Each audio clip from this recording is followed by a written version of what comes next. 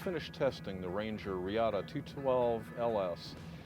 This is their efficient ski boat with some serious attitude behind it, like the Evinrude E-Tech 250 HO. That's enough power to get this baby going.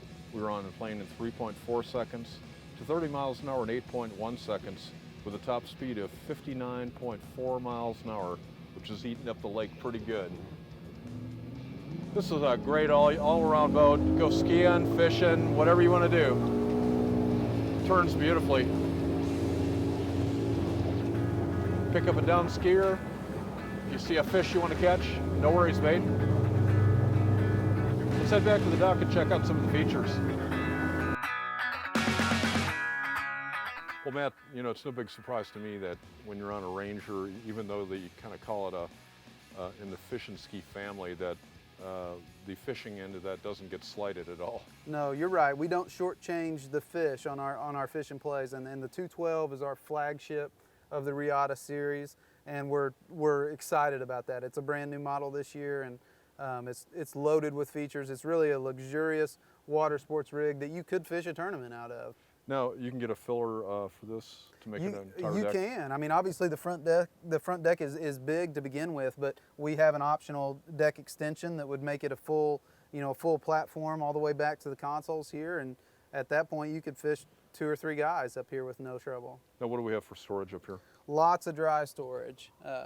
We've got room to keep life jackets and noodles and all the kind of things that you would want to have for a full day of activity on the water. And the cool thing is, there's not many boats like this that are efficient ski and meant to do both that have a dedicated rod box. And in the cockpit, as you see here, we've got a dedicated rod box that's capable of storing 4 or 5 rods, the individual tubes to protect them, and that's a really unique feature in a boat in this category. Yeah, kids and rod tips somehow don't go together. I've lost a few that way. That's right. Well, that'll certainly help with that issue.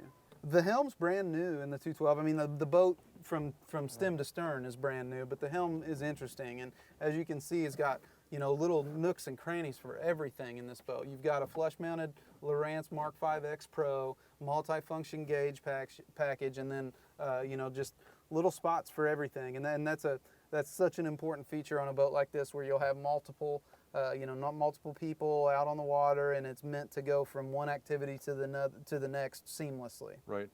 Well, Matt, we got a rod locker here. What's this locker? This locker is one that'll get a lot of use in the 212. This is a giant area to keep wakeboards, skis, anything like that, especially something that's meant to get wet. And you've got as you see here, our ski tow, when it's not deployed and in use, can be stored here. Now, something I would love to have on my bass boat is a Bimini. You guys have got that going on. Good place for it too. Yeah, Bimini top standard. That's something, again, on a day like today would be a great feature. Keep the sun out of you for for the hot portion of the day, or at least give you a little bit of a respite from the sun, and you could be on the front deck and fish and still have a nice cooler cockpit area to escape to and cool off. Shade is good for sure. Shade is good.